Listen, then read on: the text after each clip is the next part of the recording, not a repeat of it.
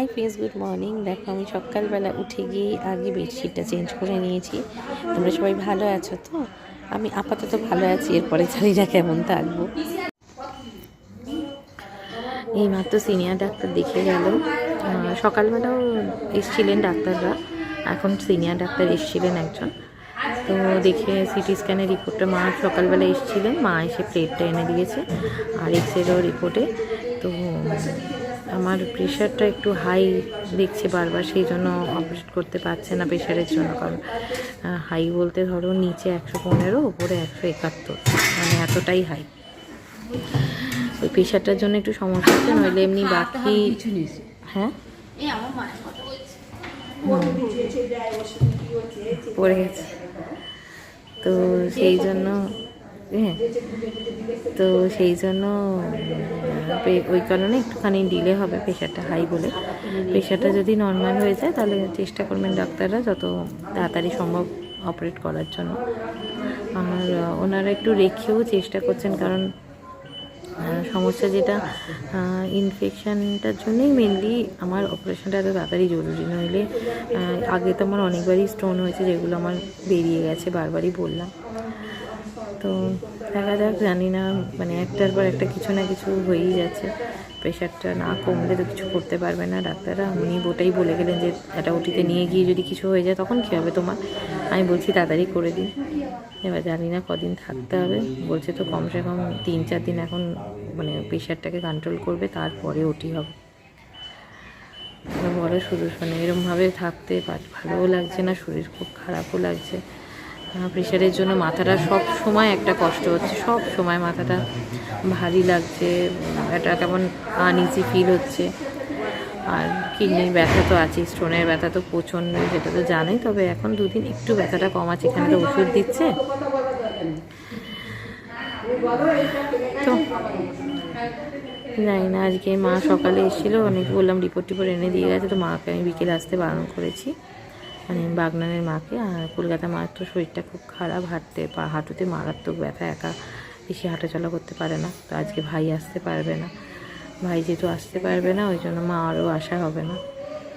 তো দেখা যাক, এখন আমি সারাদিনই একা বসে বসে ওই ফোন দেখবো, তোমাদের সাথে গল্প করব, ভিডিও আপলোড করব। তোমরা তাড়াতাড়ি আমার চ্যানেলটা মনিটাইজ করে দাও দেখি, যাতে তাড়াতাড়ি করে আমি একটুখানি আমার লক্ষ্যে পৌঁছতে পারি। আমি কি সারা জীবন অন্যের বাড়িতেই থাকবো? যতই হোক বাপের বাড়ি, তবুও তো নিজের নয়। আমি কি সেখানেই পড়ে থাকবো বলো? তাড়াতাড়ি করে একটা নিজের বাড়ি করতে হবে। তো আমাকে ফুল সাপোর্ট করো একদম, যাতে আমি তাড়াতাড়ি করে একটা নিজের বাড়ি করে আমার ছেলেমেয়ের ভবিষ্যৎ আমরা তৈরি করে দিতে পারি। ছেলেমেয়ের ভবিষ্যৎটা করা খুব প্রয়োজন। নিরুপায় হয়ে আজ এই দিন দেখতে হচ্ছে আমাকে। তো ঈশ্বর সাক্ষী, আমি কোনো দিন কারোর জন্য খারাপ চাইনি, খারাপ করিনি, আর জীবনে কোনো দিন খারাপ করবো না, কোনো দিনও না। আমি মানে যে আমার সাথে খারাপ করে আমি তার সাথেও ভালো ব্যবহার করি। তো তারপরেও আমার যা যা ঘটে লাইফে, তখন মনে হয় যে হয়তো আমার দিদা যখন মানে দিদা মারা গেছেন, এখন দিদা যখন অনেক বয়স, দিদা 90-93 বছর বয়সে মারা গেছেন। দিদা একটা কথা বলতো যে ভালোর সাথেই খারাপ হয়, কারণ ঈশ্বর পরীক্ষা কাকে করতেই থাকে, যে তুমি আর কতটা সহ্য করতে পারবে। তো সেটা তো করেই যাচ্ছি, ভগবান পরীক্ষা নিয়েও যাচ্ছে, আমি পরীক্ষা দিয়েও যাচ্ছি।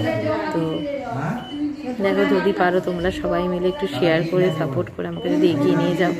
আমার ইউটিউব চ্যানেল রূপদীপ লাইফস্টাইল, আমার ফেসবুক পেজ রূপদীপ লাইফস্টাইল, আমার ফেসবুক অ্যাকাউন্ট পেজ রূপসী মুখার্জি, এগুলোকে একটুখানি সাপোর্ট করে দাও প্লিজ। আবার পরে অনেক গল্প করো।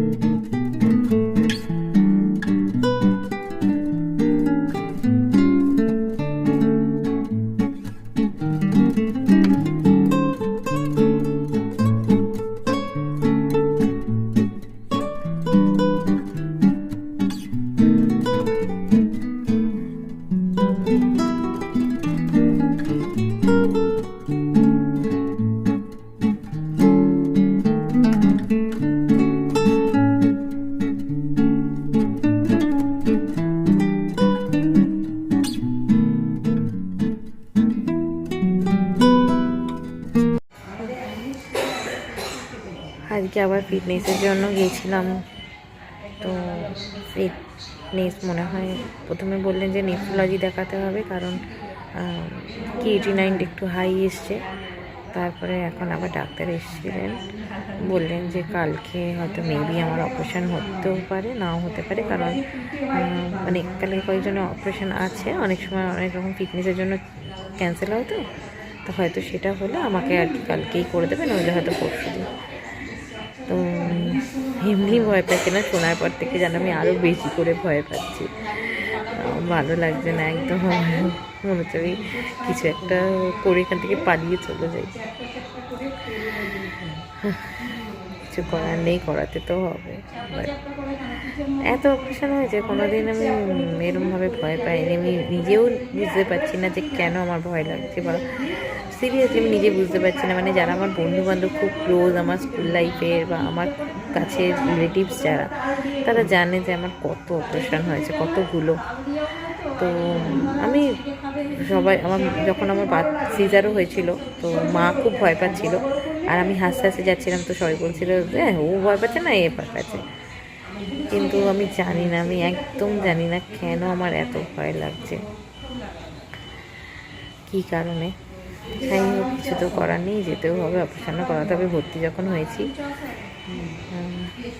যাই হোক তোমাদের আপডেট দিতে থাকবো, যদি কনফার্মও হয় সেটাও আপডেট দিয়ে দেবো। আর যদি ওটি হয় হয়তো একদিন হয়তো ভিডিও নাও আসতে পারে, তার পরের দিন ভিডিওটা পোস্ট করব।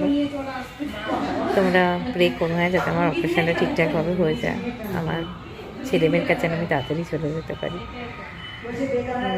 আজকে আর ভিডিও করতে পারছি না, খুব টেনশন লাগছে, ভয় লাগছে, আর ভালোও লাগছে না। তোমরা প্লিজ আমাকে একটু সাপোর্ট করো। এত কষ্ট নিয়ে হসপিটালে আমি ভিডিও এই জন্য আপলোড করে যাচ্ছি, যাতে আমার পেজে রিচটা না কমে যায়। তোমরা প্লিজ আমার ইউটিউব চ্যানেলটা সাবস্ক্রাইব করে দিও, যারা ফেসবুক থেকে দেখছো তারা ফলো করে দিও, একটু পাশে থাকো, আর অনেক অনেক অনেক শেয়ার করো। শেয়ার না করলে তোমরাও জানো যে ভিডিও কোনো দিনই ভাইরাল হতে পারে না। তো তোমরা প্লিজ একটু সাপোর্ট করো, আর প্রচুর প্রচুর শেয়ার করো। আজকে এই ভিডিওটা আমি আর কন্টিনিউ করবো না। তোমরা সবাই ভালো থেকো, সুস্থ থেকো।